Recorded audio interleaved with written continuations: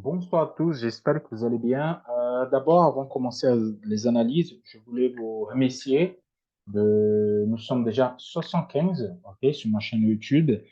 Au début, j'ai fait cette chaîne justement pour mes élèves qui 30, pour avoir les analyses, parce que eux, ils comprennent parfaitement ce que je fais. Mais je vois que ça commence à grandir. Merci beaucoup d'être là tous les jours et me suivre. Je vais essayer de faire le maximum de vous faire comprendre ma façon de trader et vous aider avec un peu des annonces économiques pour les débutants. Comme ça, vous allez comprendre les bons annonces qu'il faut voir par rapport à votre style de trading. Okay? Parce que ceux-là qui font de intraday, ceux-là qui font des scalping, ceux-là qui font du swing, l'analyse, surtout l'analyse fondamentale, elle est complètement différente. Okay? Bon, je commence. Demain, vendredi, vente en détail. Il faut que soyez à peu près 0,3, moins 0,3, 0,4 pour nous aider avec la hausse qui ça continue. Okay? Ça continue, c'est ça qu'on attend directement. Et aussi, on a la vente au détail un petit peu plus tard. En fait, ça sort tout à 14h30. Il faut que soyez, ces annonces soient un peu négatives pour qu'on continue à faire remonter comme ça négatif. C'est bon pour le marché, surtout les valeurs technologiques. Ceux-là qui font trade le gold, il faut que soyez positif. Oui, il faut que vous soyez positif. Donc, à part ça, il n'y a plus rien. Okay? Moi, honnêtement, je ne trade pas demain. Je n'ai pas tradé aujourd'hui. Je ne trade pas demain parce que ma semaine, elle est faite. En fait, la semaine, elle est faite. Je ne trade plus. Et là, je fais juste l'analyse pour vous. Donc, on a dû à 14h30. Soyez attentifs parce que c'est avant l'ouverture. Peut-être vous avez un pic de hausse on pic de baisse, ça peut monter ou ça peut baisser très fort. Et après, sur l'ouverture, ça va pas retourner dans le sens inverse. Donc, faites attention avec les annonces économiques avant l'ouverture du marché. Je vais passer sur TradingView et on va commencer par le gold. Il y a une demande de Bitcoin. Le Bitcoin, moi, je le fais le dimanche parce que je fais à peu près une fois par semaine parce qu'en fait, le Bitcoin tradé sur le temps graphique moins de 1 heure, c'est pas trop intéressant à mon avis. Bon, on commence par les gold. Attention avec le gold. C'est haussière, c'est magnifique. On prend que des buy, de buy, de buy. On ne va pas penser en vente. Par contre, on commence à arriver à niveau de résistance. Je m'explique. Je viens sur l'hebdomadaire et nous sommes carrément okay, sur le niveau de résistance de 2020, de août de 2020. Là, vous dites, ah, c'est cassé. Non, ça n'a pas cassé encore. Il faut attendre la clôture de vendredi pour voir si on casse les 2035 $, OK? Et on peut envisager le record historique à 2076. Attention avec celui-là. C'est pour ça que moi, je dis, je marquais le record historique ici. Le record historique, il coïncide le 20 avril. La touche de canal et le record historique, ils sont sur le 20 avril. Donc, on peut arriver sur la semaine prochaine et on peut faire ça. Oui. On peut faire la même chose. On colle sur la board et on commence à travailler la zone. Moi, honnêtement, je passe à 20 heures net si on arrive à 20 080 $. Okay? Les 20 075, 20 080 $. À partir de là, je peux faire une réflexion à la vente. Pour l'instant, je travaille les niveaux. J'attends le repli, je rentre en bas. J'attends le repli, je rentre en bas. Jusqu'à ce que j'ai un retournement de tendance. Je viens sur un ton graphique inférieur pour vous montrer, parce que la dynamique, c'est tellement haussière, il n'y a aucun signe de retournement, surtout que la moyenne de canal, ça tient bien le coup. Donc, je passe au vendeur en grosse inférieur à 2000 $. OK? Je viens sur M15, parce que là, c'est le graphique de travail, et je vous explique. Hier, je vous avais prévenu pour deux probabilités. La première, c'est qu'on revient à travailler la zone de l'ouverture de lundi et on casse. Et là, on peut faire un bail jusqu'à 2025 et pourquoi pas le 2052. La deuxième option que moi j'ai donnée, c'était la casse des 2025 $ pour prendre de niveau. Et c'est exactement ça qu'il a fait. Donc, regardez, ouverture, ça travaille la zone. Il y a eu les premières tentatives. C'est un peu compliqué de rentrer parce que nous avons cette résistance. Maintenant, on a notre niveau hebdomadaire. Donc, la casse des niveaux hebdomadaires, on rentre en position, le stop loss plus bas, OK? Et à partir de là, on prend deux niveaux et il fait même trois niveaux. On n'a pas arrivé sur la zone de 20 053. On peut arriver pour la semaine prochaine ou on peut arriver demain. OK? Moi, je ne pensais pas que cette semaine est arrivée. Je pensais qu'on allait travailler la zone et pour la semaine prochaine, on pouvait avoir ou arriver à 2050 $. Il a fait tout de suite. Donc, demain, comme c'est une journée particulière, vraiment, c'est possible qu'on va atteindre ce niveau-là. C'est possible. Okay? Demain, je passe observateur. Je ne fais pas de trade, justement, parce que là, il peut avoir une correction jusqu'à 2024 $ ou on peut casser et continuer. Vraiment, moi, je passe vendeur maintenant, si on casse le 2024 $. Mais pour l'instant, s'il vient sur cette zone, je prends que des bails. Question repli, mine, petit repli pour passer à la hausse. Et cette correction ici et repart, c'est juste en mèche sur le graphique daily. Quand vous allez sur le graphique daily, vous allez voir que les chandeliers font des mèches. Et les mèches qu'ils font comme ça, c'est justement les corrections pour après repartir. C'est pour ça qu'il faut soyez attentif avec ce type de trade. Donc, pour demain, observateur, pas de trade. Mais je passe vendeur, c'est mes casse le 2025 $. Et je passe acheteur si je casse le dernier plus haut. Ou pourquoi pas si je casse les 2050 $. C'est ça. OK? Je passe sur le DAX.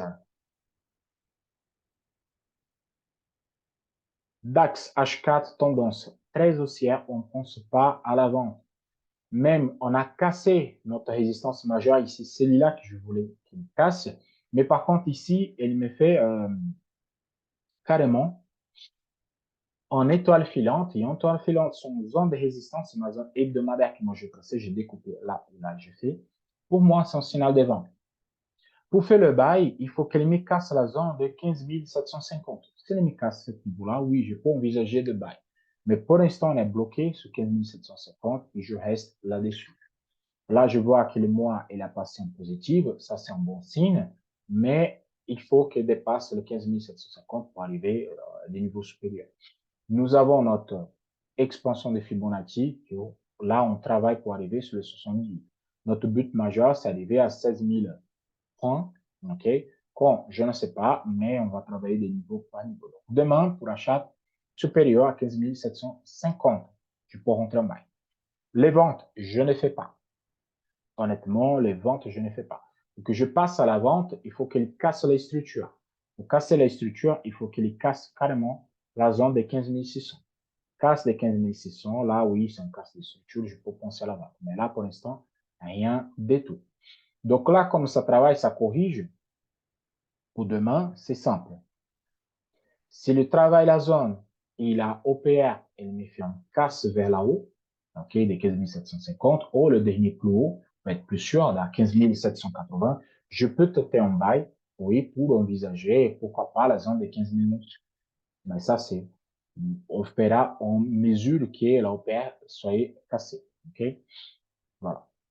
Parce que là, il peut venir faire le pullback sur l'OPR parce qu'il n'a pas fait, travail des zones, et hop, et à partir de là, oui.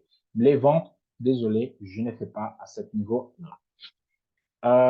Le Dow Jones. Les Dow Jones aussi, on est arrivé sur résistance. Je vais enlever cette loupe pour ne pas embêter. En fait, les indices sont tous sur résistance et on attend. Vraiment, j'attendais pas cette hausse, mais moi, j'ai dit que j'étais en bas supérieur à 33 750.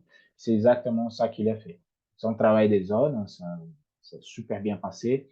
Je vais montrer sur H4 la question d'Orange que j'avais prévenu.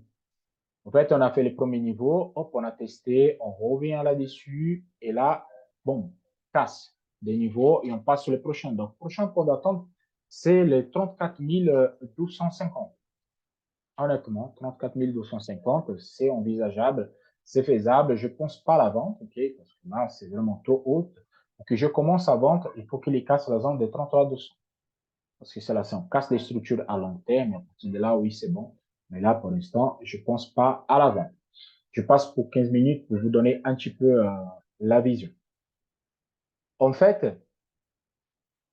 là, c'est l'ouverture de la semaine, ok? L'ouverture de la semaine qui a travaillé un niveau et déjà travaillé 2 niveaux hebdomadaires. C'est une grosse hausse. C'est normal. On peut avoir une correction. Oui, on peut avoir une correction.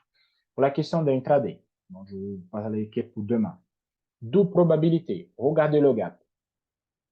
Donc, vous voyez que moi, j'ai pris le niveau et moi, j'ai tracé ici. Donc, je peux faire quoi? Comblement de gap, casse de dernier plus haut à 34 000 chiffres ronds. Je peux tenter un bail jusqu'à des deux niveaux. Attends, je vais passer deux niveaux ici pour que vous voyez. Je peux tenter un bail jusqu'à 34 200. Pourquoi pas? OK. Ou 34 100, mais il faut vraiment cette casse-là. Je peux vendre, oui, mais par contre, c'est en réintégration de cette zone plus la casse de 33 900. Par contre, je prends que deux niveaux. OK? C'est un trade hyper court. C'est un trade hyper simple. Parce que là, si on casse la ligne verte, on fait réintégration sur ma zone que moi j'ai tracé la zone d'orange. Donc, c'est tout. Buy supérieur à 34,50. Vente, je ne vais pas les faire, mais vous pouvez tenter les plus agressifs, 33 900 jusqu'à 33 800. Pourquoi pas? Nasdaq. Nasdaq, c'est un peu particulier. Moi, je vais vous dire, parce que le Nasdaq, nous sommes sur des grandes résistances. Le Nasdaq, vraiment, il faut qu'il casse les 13 320 pour qu'on continue jusqu'à notre niveau hebdomadaire. Je vous montre. Là, à 13 600, c'est le prochain point d'attente. C'est cet niveau qu'il faut qu'il vraiment le casse. Je peux pas faire des ventes. Je peux pas faire des bails à long terme parce que là, sur le noir, c'est une zone d'équilibre. Il faut qu'il casse. Le gap, je peux pas enlever parce qu'il n'était pas 100% comblé. Donc, ça, c'est un peu le piège de marché. OK? Donc, c'est pour ça que je garde mon billet haussière, oui, mais le billet haussière, c'est toujours à niveau des 12 900. 12 900, c'est un excellent point de bail pour le Nasdaq. Vous envisagez des zones supérieures. Parce que là, on fait 12 semaines qu'on travaille cette zone. Sur l'H4, hier, je vu que ce matin, donc le vidéo l'a été fait déjà, on a eu un, deux, trois touches. Et l'ouverture de marché, il était plus bas. OK? Je vous avais dit que le vidéo dernier, il n'était pas cassé. Donc, c'est pour ça que je ne croyais pas à cette casse, justement pour ça.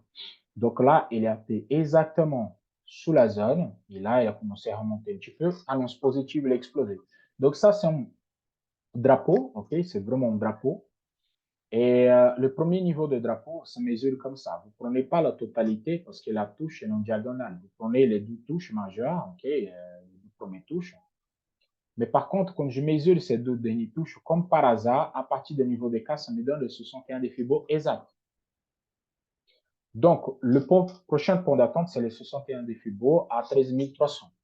S'il vient sur 13 300, il valide la figure de châssis, qu'elle est validée là, il y a un signal donné carrément. Si on pull back là-dessus et on casse le dernier plus haut, on casse 13 250, on dirait comme ça, là oui, on peut envisager des perspectives supérieures. Mais pour cette figure-là, on attend un repli pour rentrer, pour aller sur l'objectif théorique. J'espère qu'il casse ce niveau cette semaine parce que c'est le niveau à attendre. Sinon, on va continuer à faire cette range-là parce que pour l'instant, c'est un range entre 12 900, 12 850 à peu près, et la zone de 13 000, 13 100. Et ça travaille la zone carrément ici. Ça ne casse pas. Donc, vraiment, il faut faire attention avec celui-là. Bon, hier, c'était hyper simple. On était là. Moi, j'ai divisé ça pour vous. J'ai fait mon canal de référence zone neutre. Et moi, je dis la casse de ce niveau-là. Vous pouvez rentrer en buy, take des deux niveaux. Là, il fait take des deux niveaux. On avait un point d'entrée, d'où trois opportunités les données. Bon, là, on rentre. Le stop loss était court. Hop, on a pris deux niveaux, même plus de deux niveaux. À partir de là, c'était du trade clôturé. On attend tranquillement. Et là, qu'est-ce qu'il a fait? Ça, c'est le lundi. OK? Ce niveau-là, c'est le niveau de lundi. Donc, il a fait nouvelle casse. Hop, touche de un niveau. Regardez la précision qu'il y a. Donc, pour moi, ça, c'est un trade en break-even. Pour aujourd'hui, c'est hyper simple. S'il intègre cette zone ici, la zone de 13 000, réintégration des zones, casse vers le bas, je peux tenter en vente jusqu'à pullback sur la OPR. Mais moi, je suis plutôt acheteur. S'il corrige, il revient, il casse la zone de 13 000 comme signal de bas ici, ou aller chercher du niveau jusqu'à 13 170. Je suis plutôt acheteur et pas vendeur. Donc, moi, j'attends de la correction pour rentrer en position, envisager des perspectives supérieures. OK? Les ventes ici, pour moi, c'est un peu dangereux. Et là, on a une forte hausse. Donc, c'est pas parce que ça monte qu'on va vendre. Ça monte, il faut acheter. Ça monte, il faut acheter, toujours. Si ça monte, on continue toujours à acheter. L'objectif théorique de la figure en H4, c'est exactement la zone de 13 300. Je vais enlever ça pour ne pas m'embêter. Donc, c'est tout pour ce soir. On se voit dimanche, ouais, dimanche pour l'analyse pour toute la semaine. Je vous souhaite à tous un excellent vendredi de trading, un excellent week-end. On se voit dimanche pour de nouvelles aventures. À la prochaine. Ciao, ciao.